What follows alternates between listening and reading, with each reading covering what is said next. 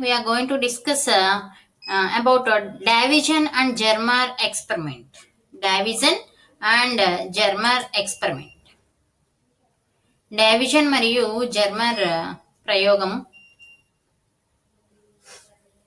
In 1927, Davison and Germer gave an experimental evidence for the existence of matter waves. 1927లో Davisson and Germer ఇద్దరు కూడా కలిసి ఒక experiment చేశారు. అదే డావిజన్ అండ్ జెర్మర్ ఎక్స్పెరిమెంట్. ఈ ఎక్స్పెరిమెంట్ మ్యాటర్ వేవ్స్ అనేవి ఎగ్జిస్ట్ అయి ఉన్నాయి, ద్రవ్య తరంగాలు అనేవి ఎగ్జిస్ట్ అయి ఉన్నాయి అని చెప్పి ప్రూవ్ చేసిన experiment Davisson and Germer electron diffraction experiment అని పిలుస్తాం దీన్ని. The experimental arrangement is shown in figure లో చూపించినట్టుగా ఎక్స్పెరిమెంట్ అనేది ఉంటుంది. క్లియర్ గా అబ్జర్వ్ చేస్తే మనకి ఇక్కడ ఒక ఫిలమెంట్ ఉంది, అలాగే తంతువు అంటాము, ఎలక్ట్రాన్ గన్ ఉంది, ఈతో డెనోట్ చేసాను చూసారా.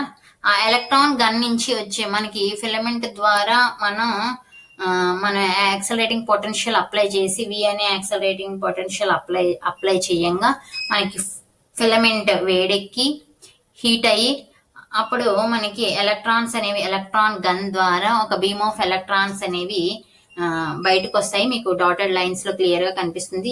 ఈ అనే ఎలక్ట్రాన్ గన్ దగ్గర నుంచి ఎలక్ట్రాన్ బీమ్ వచ్చింది. ఆ బీమ్ ఏదైతే ఉందో అది నికెల్ టార్గెట్ మీద మనకి ఇన్సిడెంట్ అవుతోంది.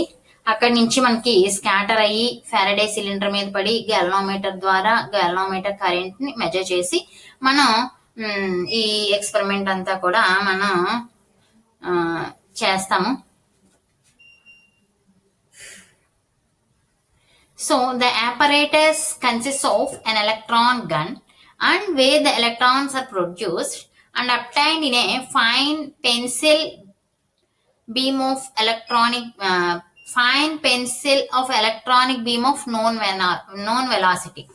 The apparatus consists of an electron gun ఉంది. అక్కడి నుంచి ఎలక్ట్రాన్స్ అనేవి ప్రొడ్యూస్ అవుతున్నాయి. అక్కడి నుంచి వచ్చే ఎలక్ట్రాన్స్ నోన్ వెలాసిటీ అంటే మనకి అవి ఎంత వేగంతో వస్తున్నాయి అనేది కూడా మనకి తెలుస్తుంది. ఎంత వేగంతో వస్తున్నాయో తెలుస్తుంది. అక్కడి నుంచి మనకి బీమ్ ఆఫ్ ఎలక్ట్రాన్స్ అనేవి ప్రొడ్యూస్ అవుతాయి. ఎలక్ట్రాన్ గన్ దగ్గర నుంచి క్లియర్ గా అబ్జర్వ్ చేయండి.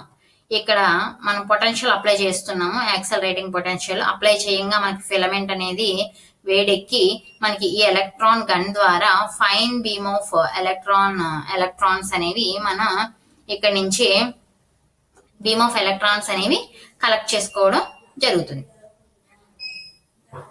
So the electron gun consist of tungsten filament F heated to dull red so that electrons emitted due to thermionic emission.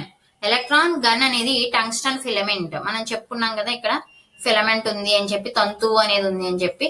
ఆ తంతువు ద్వారా దాన్ని డల్ రెడ్ కలర్ లోకి హీట్ చేయడం ద్వారా మన ఎలక్ట్రాన్స్ అనేవి థెర్మియానిక్ ఎమిషన్ ద్వారా ఆ ఎలక్ట్రాన్స్ అనేవి ఎమిట్ అవుతున్నాయి. Now the electrons are accelerated in the electric field of known potential difference.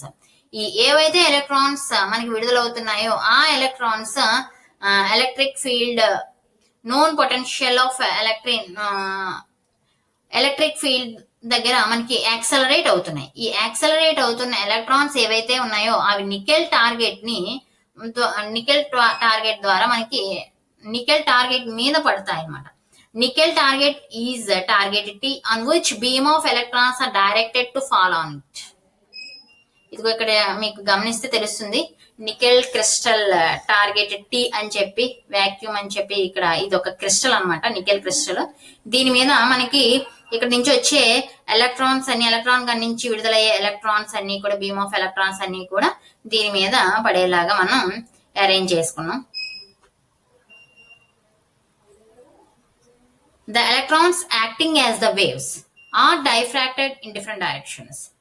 A electrons అయితే మనకి అన్ని ఎలక్ట్రాన్స్ కూడా వేవ్ నేచర్ ని కూడా కలిగి ఉంటాయి కాబట్టి electrons acting as the waves are diffracted in different directions లో మనకి ఈ ఎలక్ట్రాన్స్ అనేవి మనకి విడుదలవుతాయి, డైఫ్రాక్ట్ అవుతాయి. డైఫ్రాక్ట్ అవడం అంటే తెలుసు కదా అందరికి. డైఫ్రాక్ట్ అవడం అంటే వంగి ప్రయాణం చేయడం. మనం ఆల్రెడీ వేవ్ ఆప్టిక్స్ లో సెకండ్ ఇయర్ లో థర్డ్ సెమిస్టర్ లో నేర్చుకుంటాం కదా.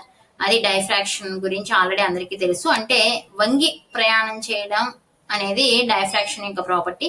ఇక్కడ మనకి టార్గెట్ మీద, నికెల్ టార్గెట్ మీద ఇన్సిడెంట్ అయ్యి ఎలక్ట్రాన్ బీమ్ అంతా కూడా, ఆ ఎలక్ట్రాన్స్ అన్ని కూడా డైఫ్రాక్ట్ అయ్యి ఈ డైరెక్షన్ లో మనకి మూవ్ అవుతాయి. అన్ని డైరెక్షన్స్ లోను మూవ్ అవుతున్నాయి, డిఫరెంట్ డైరెక్షన్స్ లో మూవ్ అవుతున్నాయి. The angular distribution is measured by an electron detector known as Faraday cylinder F, which is connected to a galvanometer. The angular distribution is measured by an electron detector known as Faraday cylinder F, which is connected to a galvanometer. Angular distribution అనేది electron detector ద్వారా measure చేస్తాము. దాన్నే Faraday cylinder అని పిలుస్తాము. ఈ Faraday cylinder దేనికి connect అయి ఉంటుందంటే గ్యాల్వనోమీటర్ కనెక్ట్ అయి ఉంటుంది. The Faraday cylinder can move on a circular graduated scale S between 29 degrees to 90 degrees.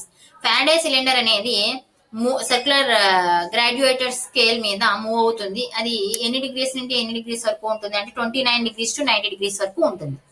ఎలక్ట్రాన్ల కోణీయ వితరణని ఎలక్ట్రాన్ శోధకం ద్వారా మనం ఫారడే స్తూపం మీద కొలవడం అనేది, ఎలక్ట్రాన్ శోధకం ద్వారా మనం మెజర్ చేస్తాము ఎలక్ట్రాన్ కోణీయ వితరణని.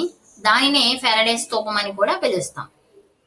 మీరు ఇక్కడ కన్ఫ్యూజ్ అవుద్దామా? ఫారడే సిలిండర్ ఎఫ్ అన్నదిను ఫిలమెంట్ ఎఫ్ వేరు, ఇది వేరు. మనం డయాగ్రామ్ లో ఎఫ్ అని చూపించాం కాబట్టి మీరు ఏదైనా లెటర్ తో మార్చుకోవచ్చు, సి అని కానీ ఏదైనా మార్చచ్చు. కావాలంటే ఫారడే సిలిండర్ సి అనుకోండి. అక్కడ రిప్రజెంట్ చేసేటప్పుడు కూడా ఇక్కడ సి అని రిప్రజెంట్ చేయాలి ఫారడే సిలిండర్ దగ్గర. లేకపోతే ఎఫ్ అని ఉంచేసేయండి, ప్రాబ్లం ఏం లేదు. ఫిలమెంట్ ఎఫ్ అని మామూలుగా చెప్పుకున్నాం అంతే. The Faraday cylinder consists of two walls. ఇప్పుడు Faraday cylinder కి ఎన్ని వాల్స్ ఉన్నాయి? 2 walls which are insulated from each other. ఒకదానికొకటి ఇన్సులేట్ అయి ఉంటాయి. అంటే నథింగ్ బట్ నిరోధకాలుగా వచ్చేస్తాయి. ఒకదానికొకటి నిరోధకాలుగా వచ్చేస్తాయి. A retarding potential is maintained between them. A retarding potential is maintained between them so that only fast moving electrons coming from the electron gun may enter into it. So మనకి retarding potential అనేది ఈ walls మీద మనకి retarding potential అనేది maintain అవుతూ ఉండడం వల్ల మనకి ఎలక్ట్రాన్ గన్ నుంచి వచ్చే ఫాస్ట్ మూవింగ్ ఎలక్ట్రాన్స్ మాత్రమే ఇక్కడ ఎంటర్ అవడం జరుగుతుంది.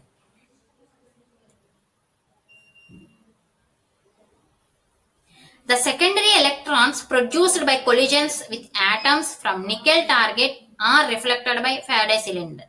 మనం నికెల్ టార్గెట్ మీద ఈ ఎలక్ట్రాన్స్ అనేవి ఇన్సిడెంట్ అవుతున్నాయి కదా. ఇన్సిడెంట్ అయినప్పుడు అక్కడ ఉన్న యాటమ్స్ తో కొలిజన్ అవుతాయి కదా.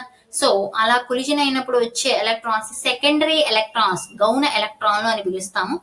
ఆ గౌణ ఎలక్ట్రాన్లు, సెకండరీ ఎలక్ట్రాన్స్ ఏవైతే ఉన్నాయో అవి ఫారడే సిలిండర్ దగ్గర నుంచి రిఫ్లెక్ట్ అయిపోతాయి, బ్యాక్ కి వెళ్ళిపోతాయి. ఎందుకంటే మనకు కావాల్సింది ఎలక్ట్రాన్ గన్ నుంచి వచ్చే ఎలక్ట్రాన్స్ మాత్రమే. మనకి నికెల్ టార్గెట్ దగ్గర కొత్తగా మనకి ప్రొడ్యూస్ అయిన ఎలక్ట్రాన్స్ మనకు అవసరం లేదు. ఓన్లీ ఎలక్ట్రాన్ గన్ దగ్గర నుంచి వచ్చే ఎలక్ట్రాన్స్ మాత్రమే కావాలి. సో దానికోసం ఈ సెకండరీ ఎలక్ట్రాన్స్ ఏవైతే ప్రొడ్యూస్ అయ్యాయో అవన్నీ కూడా ఫారడే సిలిండర్ దగ్గర నుంచి రిఫ్లెక్ట్ అయిపోతాయి. The reading in the galvanometer is only due to electrons coming from the electron gun. ఇప్పుడు ఫారడే సిలిండర్ దేనికి కనెక్ట్ అయింది? గ్యాల్వనోమీటర్ కనెక్ట్ అయింది. సో గ్యాల్వనోమీటర్ లో రీడింగ్ వస్తుంది కదా. ఆ రీడింగ్ దేని వల్ల వస్తుంది అంటే ఓన్లీ ఎలక్ట్రాన్ గన్ దగ్గర నుంచి వచ్చే ఎలక్ట్రాన్స్ వల్ల మాత్రమే మనకి రీడింగ్ అనేది ప్రొడ్యూస్ అవుతుంది. Here it should be remembered that galvanometer current is a measure of intensity of diffracted beam. ఇక్కడ గ్యాల్వనోమీటర్ కరెంట్ ఏదైతే ఉందో అది మనం డైఫ్రాక్టెడ్ బీమ్ యొక్క ఇంటెన్సిటీని మెజర్ చేస్తుంది అని చెప్తాం. A graph is then plotted between galvanometer current against angle theta. మనం ఇప్పుడు ఒక గ్రాఫ్ ప్లాట్ చేస్తున్నాము.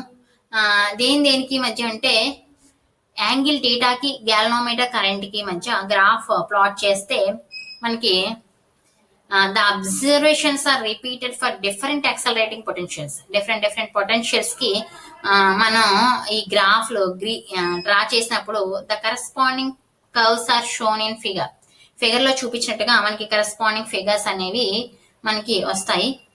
ఈ బంప్ వస్తుంది. బంప్ మనకి పొటెన్షియల్ పెరిగే కొద్దీ కూడా 54 volts వరకు కూడా మనకి బంప్ పెరుగుతూ వెళ్తుంది. అది ఎంత యాంగిల్ చేస్తుంది అంటే 50 degrees యాంగిల్. ఆ తర్వాత నుంచి వచ్చే పొటెన్షియల్ దగ్గర నుంచి అంటే 60 volts దగ్గర చూడండి ఇంకా బంప్ కొంచెం తగ్గిపోతూ వెళ్తుంది. మళ్ళీ రీడింగ్ అనేది లోకి వెళ్ళిపోతుంది. According to de Broglie, the wavelength associated with electron accelerated through a potential V is given by. మనకి de Broglie ప్రకారంగా పొటెన్షియల్ తో యాక్సలరేట్ అవుతున్న ఎలక్ట్రాన్ యొక్క వేవ్ లెంత్ ని ఎలా కొలుస్తామంటే లాంబ్డా ఈక్వల్ టు 12.26/√v. వి అనే పొటెన్షియల్ ఉన్న ఎలక్ట్రాన్ ఎంత ఎలక్ట్రాన్ త్వరణంతో ఉంటే కనుక దాని యొక్క తరంగ దైర్ఘ్యం అనేది de Broglie ప్రకారంగా lambda equal to 12.26/√v angstroms. మనం సపోజ్ మనం potential we equal to 54 volts కి మనం క్యాలిక్యులేట్ చేస్తే లాంబ్డా ఈక్వల్ టు 12.26/√54. దీన్ని క్యాలిక్యులేట్ చేయగా 1.67 యాంగ్స్ట్రామ్స్ వస్తుంది. From the experiment we have 50 degrees diffracted beam. మనకు 1.67 54 వోల్ట్స్ కి మనకి ఎన్ని డిగ్రీస్ డైఫ్రాక్టెడ్ బీమ్ ఉంది? 50 degrees ఉంది. సో అబ్జర్వ్ చేస్తే డయాగ్రామ్ లో ఇక్కడ మీకు క్లియర్ గా థర్డ్ డయాగ్రామ్ చూడండి. 50 degrees 54 volts కి 50 degrees డైఫ్రాక్టెడ్ బీమ్ ఉంది. So corresponding to angle of incidence మనం చేస్తే θ dash equal to 180 degrees minus 50/2, that equal to 65 degrees. Using Bragg's equation we have lambda equal to 2d sin theta dash. Bragg's equation ప్రకారంగా lambda equal to 2d sin theta dash అనేది వస్తుంది. మనం further గా ఈ Bragg's equation కూడా calculate చేయడం జరుగుతుంది ముందు వచ్చే లెసన్స్ లో. So lambda equal to 2d sin theta dash. So మనకి lambda equal to 2 into 0.91 angstroms into sine theta dash into 65 degrees కాబట్టి 65 degrees క్యాలిక్యులేట్ చేయగా లాంబ్డా ఈక్వల్ టు 1.65 యాంగ్స్ట్రామ్స్ గా మనకి వస్తుంది. Hence the experiment confirms the de Broglie concept of matter waves.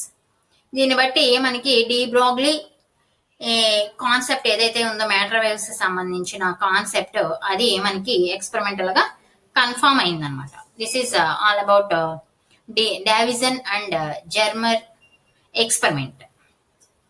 So మనకి ఈ question ఈ lesson నుంచి ఇది ఒక్కటే ఎస్సేమా సెక్షన్ ఏలో కంపల్సరీ ఈ క్వశ్చన్ ఉండే అవకాశం 100కి 100 పాళ్ళు ఉందనే చెప్పచ్చు. సో మీరందరూ కూడా ఈ లెసన్ నుంచి మనం ఏమేమి నేర్చుకున్నాము అంటే de Broglie hypothesis 2 marks question చెప్పాను. అలాగే expression for de Broglie wavelength or wavelength of matter waves ఇది 5 మార్క్స్ క్వశ్చన్ చెప్పుకున్నాం.